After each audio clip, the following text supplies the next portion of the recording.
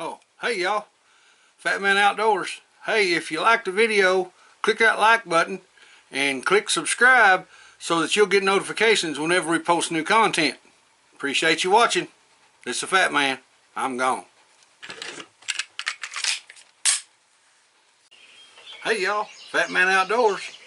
Today I'm going to do a little video for you. I'm going to help a friend out that may have made a bad purchase, maybe not. What we're looking at today is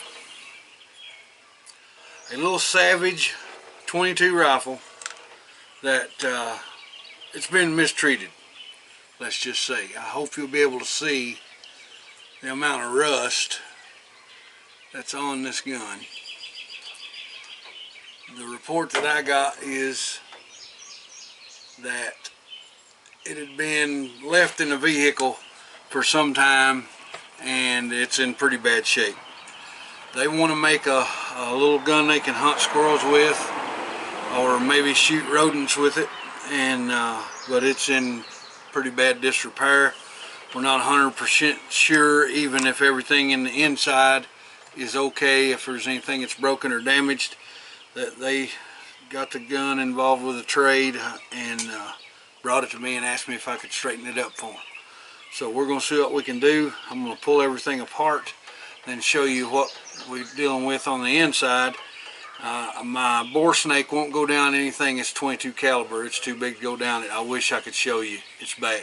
That, believe it or not, as bad as the outside looked, that's not the part that I'm worried about. I'm worried about being able to straighten the bore up because it's got a lot of buildup in it, and it's going to have a lot of rust, I'm sure. But we do have a secret weapon. We have a really good secret weapon, and that is this stuff right here. That Stabil's CLP gun. This stuff is really good. It does a great job. It will remove rust. It will protect and clean gun parts, and it's had a lot of research put into it to make it good at what it does, and it really does a great job. So we're going to use that. We're also going to use a variety of other things I've got laying here, from bore brushes to brass brushes, and maybe even some stiffer brushes that just depend on what I'm going to need to do to work some of this off. And I'm also going to use some real fine scrub pad to knock off some of the surface rust off the barrel, but hopefully stay away from knocking off the blue. I mean, it's not a very expensive weapon, not a real expensive gun, so if we end up having to re-blue it because it knocked off some of the blue getting the rust off, you know, that's the best you can do. But let's get into it. Alright, as you can see, I've got the rifle completely disassembled. I've removed the barrel from the receiver, and I've taken the bolt and all of the trigger assembly off of the receiver and the barrel. So now what I'm going to be able to do, I'm going to be able to independently remove the rust from all of these pieces that's got rust on them and scratch out the vast majority of the dirt with just a brass brush. Really the only issue that I'm worried about at this moment is how much pitting I'm going to have on these upper surfaces, the rail for a scope, if you're going to have a scope on it, which they did have a rather large scope on it they wanted to use because it was going to be shooting groundhogs and stuff like that. So at a decent distance, and they liked the scope that was on it because it's got a lighted reticle, and it is pretty cool looking through it, but we'll work with that later. But right now what my concern is the only real big problems I'm seeing is the amount of rust that's on the receiver and the bore, like I talked about. Everything else has got some moderate rust to it, I'm not seeing a lot of pitting. It's all pretty much surface rust. So I'm going to go in and I'm going to take CLP and just clean everything off real good and get everything lubricated and put back together. I wanted to take the gun apart and show y'all what you got to do to take the gun apart, because in order to take this gun apart, you have these big tower screws right here that you take off to take the trigger assembly off of the receiver, and then you take the barrel out of the end of the receiver, and then you have to take a punch and punch out the charging handle so that the bolt will come out. But YouTube is kind of funny about some of that stuff, about showing the actual gunsmithing parts of it. So what I tried to do is I tried to show all the internal parts. You got 3 of those tower screws starting from the back end of the receiver. This one goes in the back, this one goes in the middle, this one goes in the front. This is the barrel tang. This is what actually connects the barrel to the receiver, so it locks them together. This is the main trigger assembly. This is the magazine well. Okay. This is the bolt, and all of its components are together.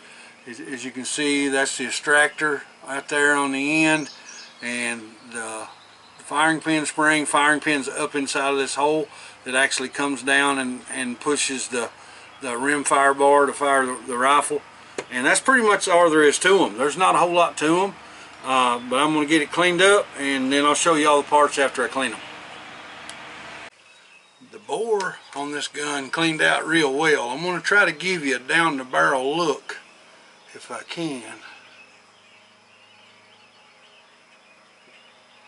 I don't know how well you'll be able to tell that, but cleaned out real good. You can see it right there. No pitting, it doesn't appear. Actually cleaned up really good. The outside of the barrel, it's a moderate amount of pitting. The lady let me know, this is not going to be a gun that she wants to put $200 or $300 in, trying to redo it. It's going to be a truck gun, 4-wheeler gun, shooting critters, stuff like that. Get the rust off of it, make sure the rust is stopped, get the gun functional. So we're well on the way to that. That's not going to be an issue. I'm really satisfied with the bore and the chamber on this little rifle, the way it turned out. So if the rest of everything as I clean it goes this good, be in good shape. Well, alright, you can see that I've cleaned everything up real good. Trigger assembly cleaned up real nice. Got all that old rust off of there. There's going to be some discoloration in places because of it, because we're not re-bluing it. There's the trigger well cleaned up real good, or the mag well, I'm sorry. The receiver, most of it cleaned up. As you can see though, there's some pitting right there. I'll just have to oil it up good, put a good coat of CLP on it, and without the owner wanting to spend the money to re-blue the rifle and completely redo it, then there's not a whole lot you can do about that. And there's the barrel lug, holds the barrel in the receiver. Everything cleaned up well. The bolt cleaned up real good. I was real happy with how that bolt cleaned up. That bolt cleaned up real nice. Now the only thing will be left to do is reassemble it and make sure I've got all my places that I want to have CLP put on for operational lubricant, and then and get it all put back together. And when I get that done, I'll be back again. I'd show y'all how to do all that, but in the past YouTube hasn't been too appreciative when you do gunsmithing work, so we'll just go from there. But we'll be back. Well, alright y'all, that got the gun put back together. We got it all cleaned up, got all that rust off. Like I say, there is a few little spots of pitting here and there that the owner's just going to have to deal with, because they don't want to invest the money in it to completely fix the rifle, and I don't blame them. It's going to be a 4-wheeler or a truck gun, just something they're going to use to shoot groundhogs with and take care of vermin. I don't blame them. I wouldn't put a whole lot of money in it either, but the action of the little gun is tight, works really well. It's got a real good feel to the mainspring in it. The trigger group was real good and clean after I got all the original guess what you'd call gunk out of it. The scope is not in bad shape. I've done a little work on it and got it back to where it needs to be. It's a very powerful scope for 22. It's a 24 power scope, but you know, it's got a real good sight picture. It's got a big field of view, so that'll make a big difference when you're varmint hunting.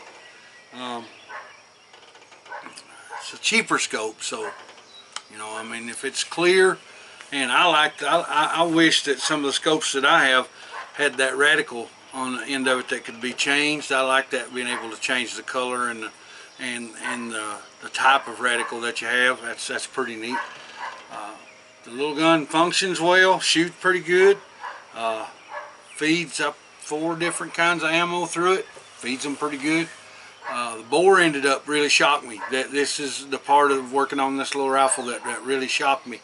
The bore on this thing cleaned up like a shiny dime. I mean, there's no pitting inside, the rifling's good, no nicks, even the crown on the barrel's good.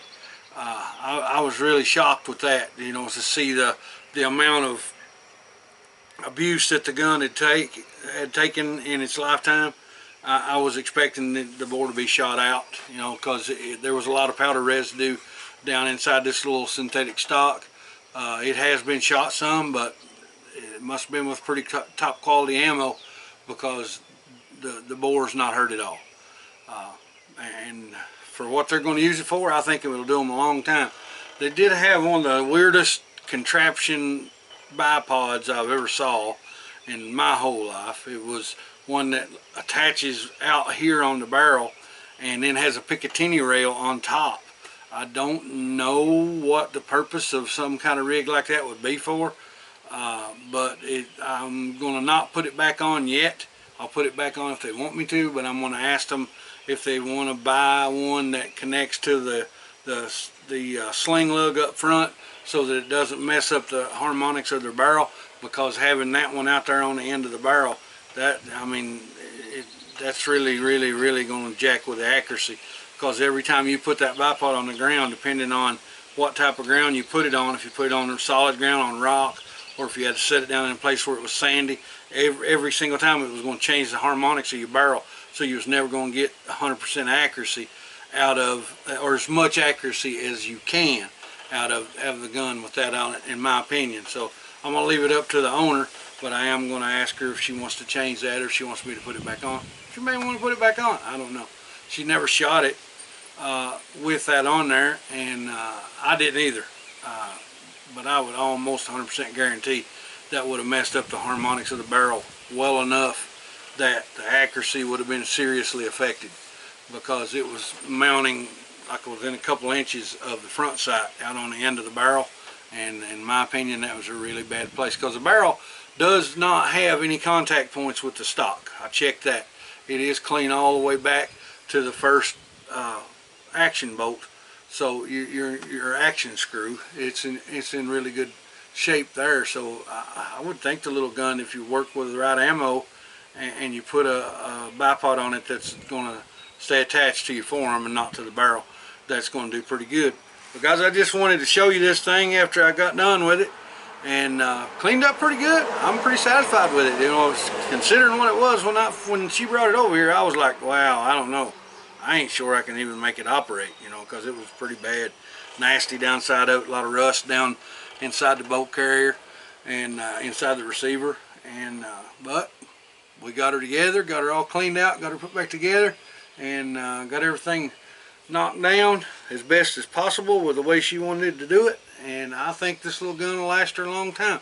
Stuff like this bothers me, because every gun, I don't care if you go buy a $100 Cricket or you're going buying a $6,000 H&H, you know, it doesn't make a difference. All of them were built to last a lifetime, several lifetimes as a matter of fact. A gun's not like a car. You don't have to maintain a gun every 2,500 miles, you know. A gun, basically it takes, wipe it down with a little bit of oil, keep it in a dry place, and that gun will last forever. You know, it's not gonna break down just because it's got age on it. If it was maintained, I've got a gun in there that's made in 1888. I trust it just as much as any guns I've got in my gun safe. But you got to maintain them. You got to make sure that you take care of them, and you don't leave them in a situation where the elements can get to them. You know, I understand you got a little cheap gun you want to throw behind the seat in your truck. You know, I get that. Throw it in a gun case. Put an oil sock around it if you ain't got a gun case. You can buy oil socks for next to nothing. Just something to keep it from getting rusted up, because what's the purpose you having the gun in your truck if you leave it in there 5 years and the one day you need it, it's so rusted up it won't work. You know, I mean, that defeats your whole purpose. Don't take a whole lot to maintain them, and I hate to see even cheap guns go down because they weren't taken care of. But guys, I hope y'all enjoyed this video. I wish I could show you more gunsmithing stuff, but the tube don't like it, and I don't want no strikes. I ain't gonna take a chance. If you got any questions about takedowns on this, I don't know if I told you all the model of this rifle, but it is a 64, I think. Yeah, a Savage 64, and it is a 22 caliber long rifle only.